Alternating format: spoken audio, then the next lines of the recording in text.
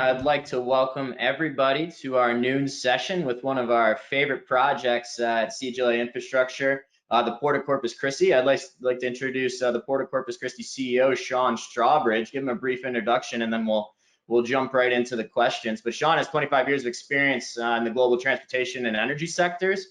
In his role as CEO at the Port of Corpus Christi, he leads the third largest port in total revenue tonnage.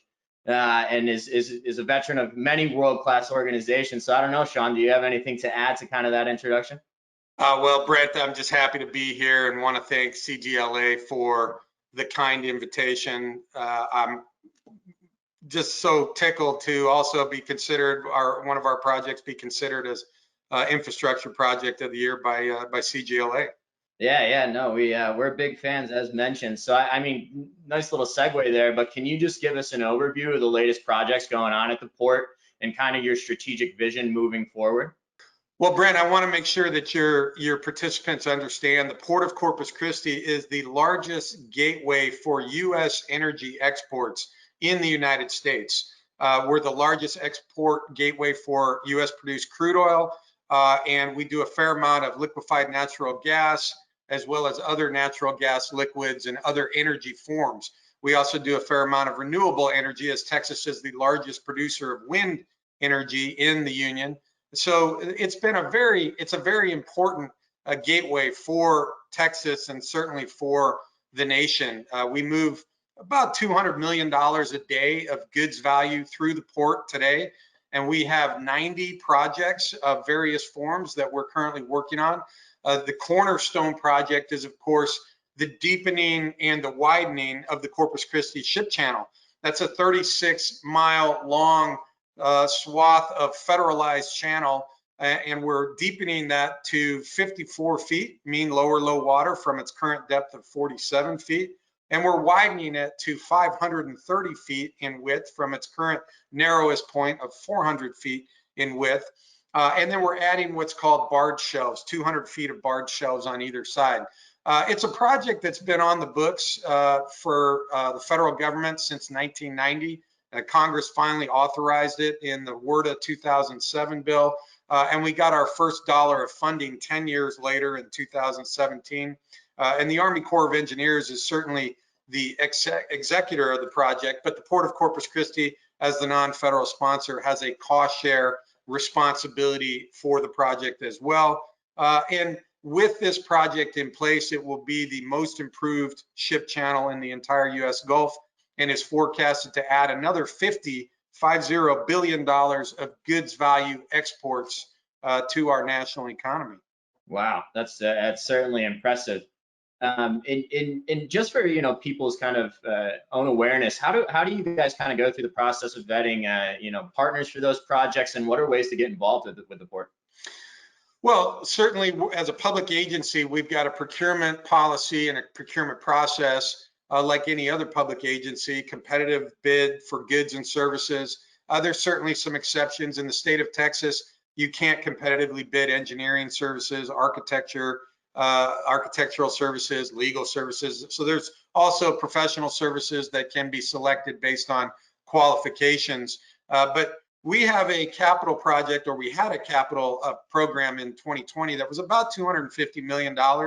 We had to cut that back significantly because of the pandemic and the fact that many of our customers were deferring or canceling a lot of their capital placements. And so we just follow suit with our customers being private companies. But we're a landlord port, like many port authorities around the country. We too are a land owner, a land developer, and a landlord. So we really build to suit on behalf of our customers. And so when our customers are certainly backing away from some of their projects, we're going to do the same. But we've had great momentum going into 2020, so much so that we're actually having a record year in tonnage and revenue yet again this year. But that's because of all the significant investments that were made over the past decade in and around the Corpus Christi ship channel. About $55 billion worth of private industrial investment going on there from companies such as ExxonMobil Chemical and First Alpini, an Austrian steel producer, Valero, Citgo, a lot of the energy companies. And so because of that momentum and because of all that infrastructure investment that was already in place going into the pandemic, we've seen some economic resiliency that we didn't have a decade ago. And we're very grateful for those investments and certainly those customers and their investors as they continue to invest in and around the Corpus Christi ship channel. Yeah, it's good to hear that you guys had some momentum coming into 2020 and were able to maintain that. I mean, you've touched on it a little bit in your last few points, but it seems that you have some positive momentum. But how severely were operations impacted at the port given the pandemic, and how have you had to adapt, whether that be external or internal?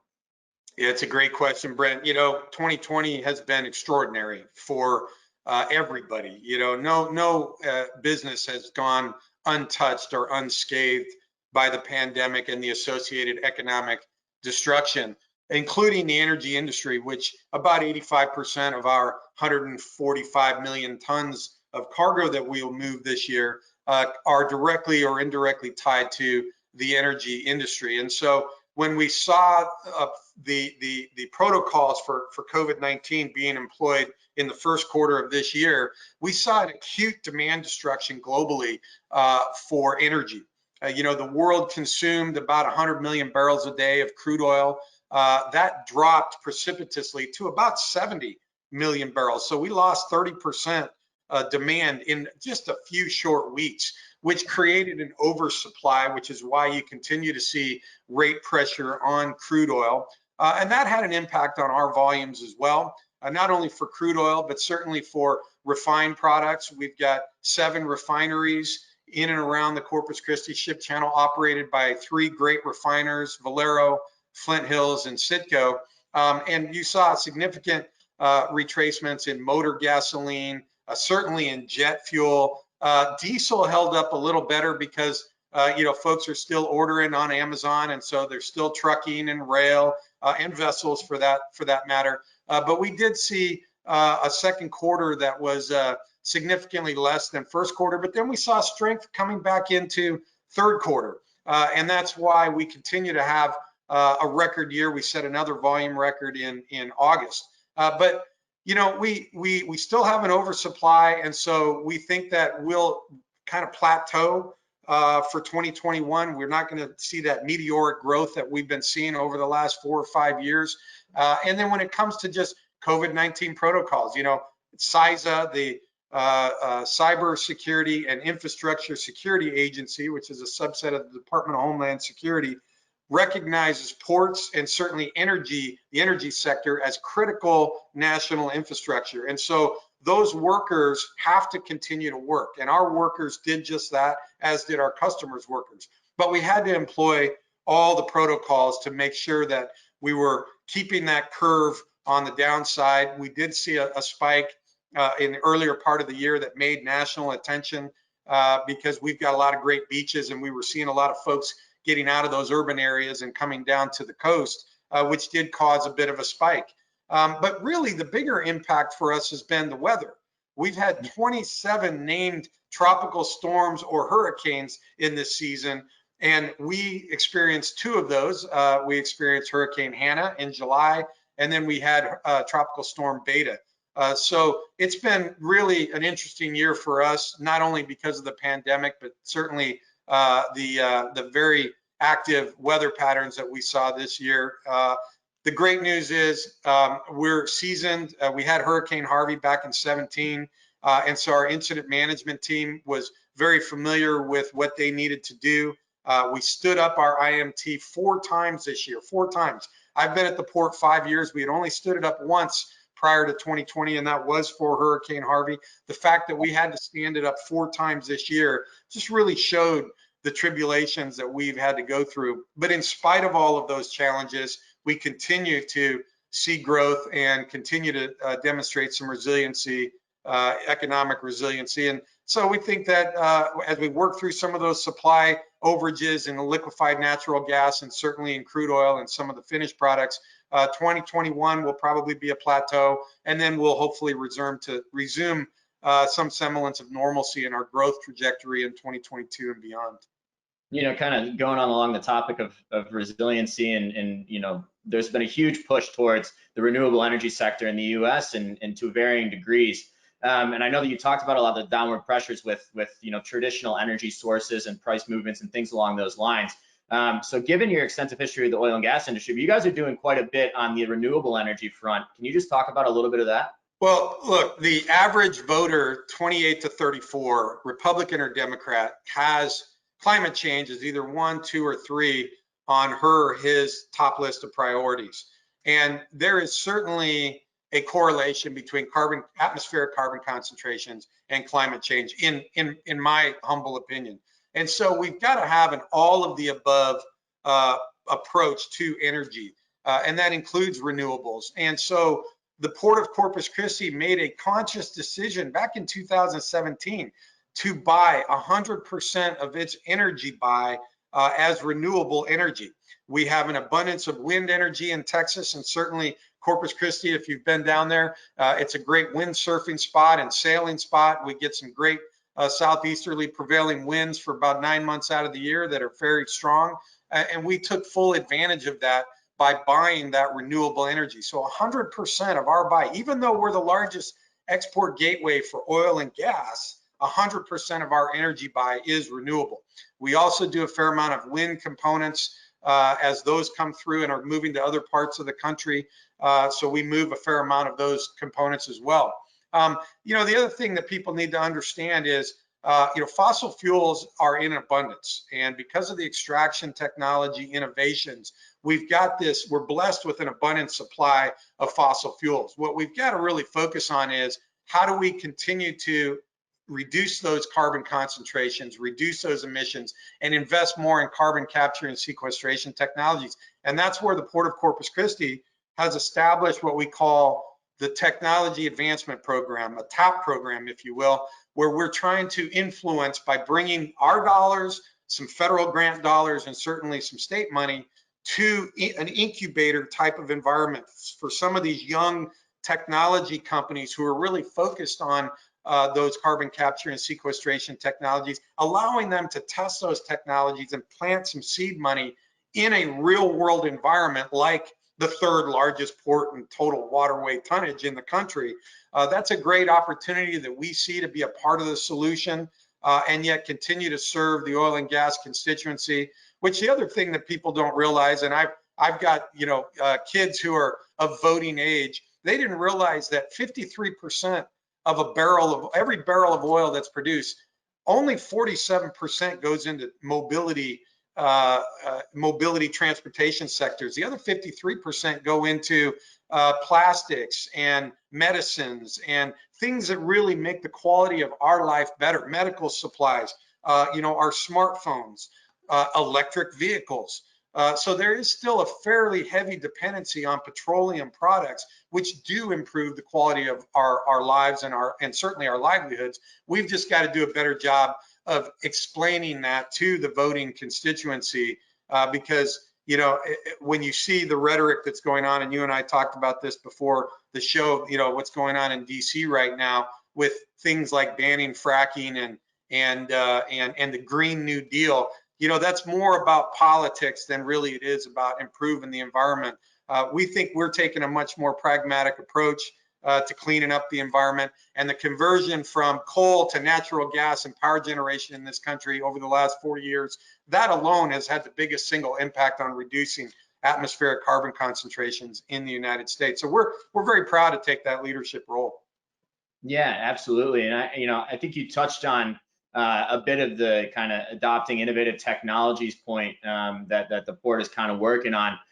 So maybe kind of transitioning over to more of the less political but kind of leadership and policy questions that we're looking for. If you were to sit down with the next administration, whether that be the Republicans or the Democrats, what are your top priorities? What would be your major asks, and what would you say to them in what you're looking to see in the next 4 years? Yeah, it's a great question. So really, I think there's 3 areas that I would really want to focus on if there's an administrative change. One is energy exports. We need to continue to do that. We need to be able to supply our allies and our trading partners around the world with a safe, steady supply of energy. And if we don't do it, then there will be some more nefarious sources of energy. Russia, Venezuela, certainly Iran, and perhaps to a lesser degree, Saudi Arabia. You know, when we talk about energy production in this country, these are hardworking Americans that are these energy companies have very good safety records, and these are very well-paying jobs. So if we're going to provide energy to our allies and trading partners, safe, steady supply of energy, and creating American jobs, that's good policy. That's good policy, not only economic policy, but good foreign policy and national security. You know, about 2% of our military's total spend is on fuel and fuel consumption. And as we continue to take a role of being the world, kind of peacekeeper, we've got to make sure that the American warfighter overseas has a safe, steady supply of energy as well. So that would be first, is let's continue to export American energy. And by the way, I think under a Biden administration, we'll continue to do that, because it was his previous boss that repealed the ban on U.S. produced crude exports that had been in place for 40 years. That was an Obama administration initiative to do that. I think second is, we've had a lot of progress in streamlining permitting for infrastructure projects. Infrastructure projects are taking too long to get done. These are certainly job creating projects at the federal, state, and certainly the local level, but permitting these projects is taking much too long, particularly with the Army Corps of Engineers. The Army Corps of Engineers has to re-engineer its processes. It's become too bureaucratic, too slow, too cumbersome, too obstructionist. They do a great job when we're in the theater, the war theater overseas, but here at home domestically, they're actually hurting us. And so we've got to do a better job there with the Army Corps of Engineers on improving their processes. And then third, the Army Corps of Engineers has $98 billion of congressionally authorized infrastructure projects, whether that's navigation projects, coastal or inland navigation projects, flood control projects, or flood risk mitigation projects. $98 billion. Congress has told them, we want you to do $98 billion worth of projects. That's what's been authorized. Last year, they gave them $3 billion in funds to execute on those projects. So there is a wide chasm between what's been authorized and what's been appropriated with the Corps. So with that large chasm, there is no sense of urgency with the Corps of Engineers. So I put that back on Congress. They've got to give them more appropriations to be able to get these infrastructure projects off the ground. Look, if we've been able to do that with these stimulus projects, we certainly can give the Corps more money to execute on those projects that they've been entrusted to execute on by Congress. So those would really be my three areas of conversation if it was a new administration. Yeah, and that's something that we're really trying to harp on, and throughout this event today, is the type of leadership that we need across the country, and regardless of politics, the things that need to get done to help things move forward. If you don't mind, Sean, we have a little bit of time for a couple questions from the audience, and kind of touching back on the first point with geopolitics and some of the considerations that you have to kind of take into account in your day-to-day. We had a question on how the expansion of the Panama Canal impacted the port's cargo volume. Can you speak a little bit about that, if it did in fact affect it, or if you do have to take these geopolitical considerations into account? Oh, no, absolutely. It's a great question. I want to thank your audience participant for the question.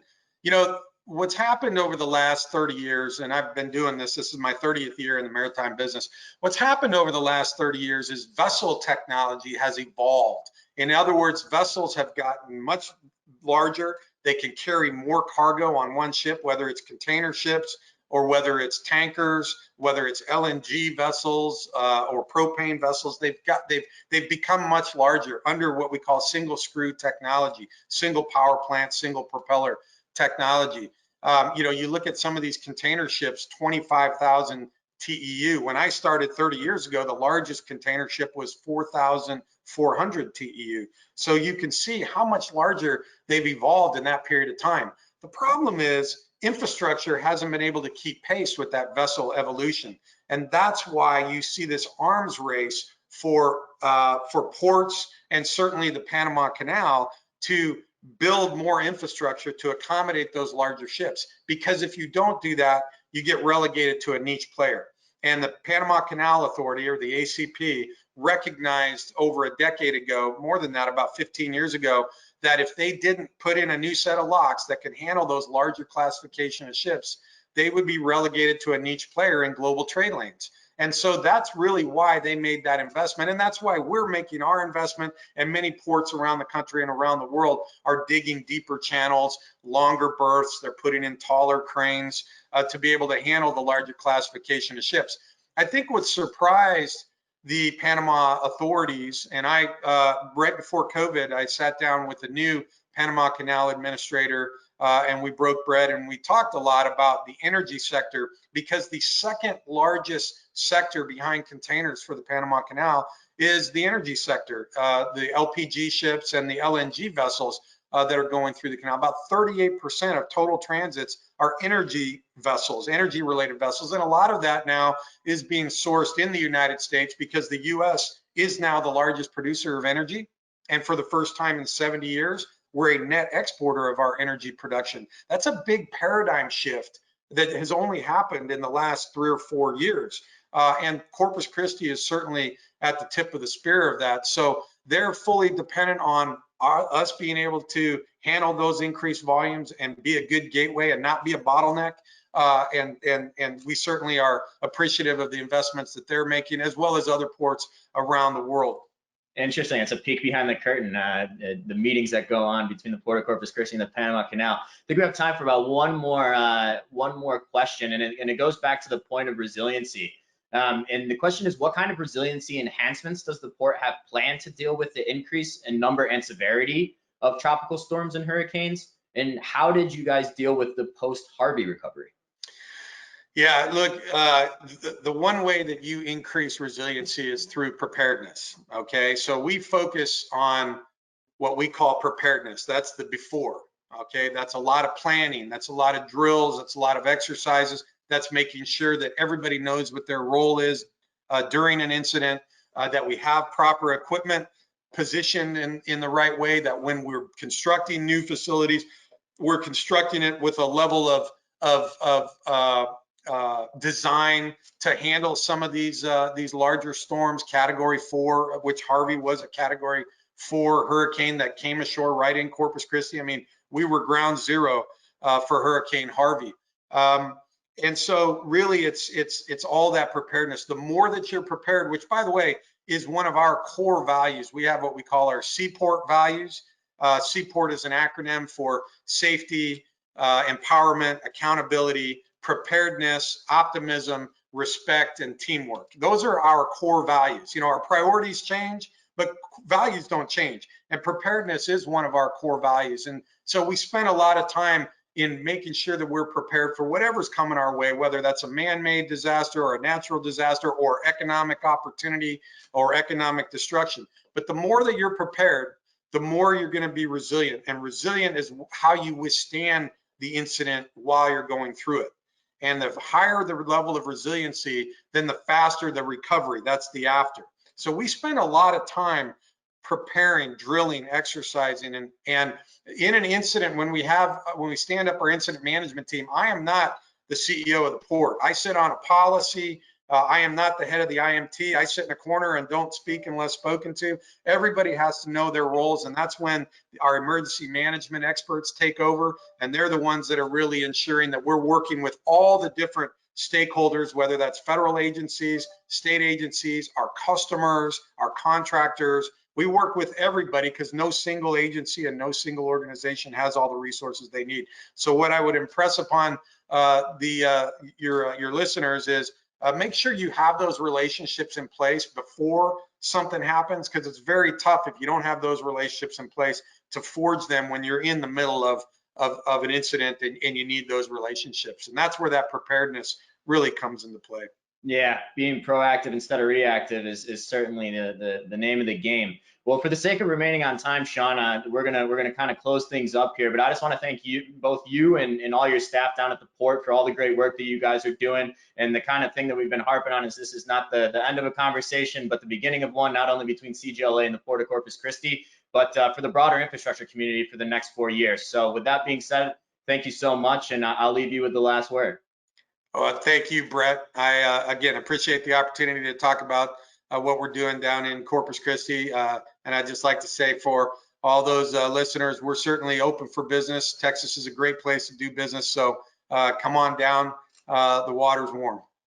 All right. Well, thank you, Sean. You enjoy the rest of your day, and thanks for joining us. Thank you.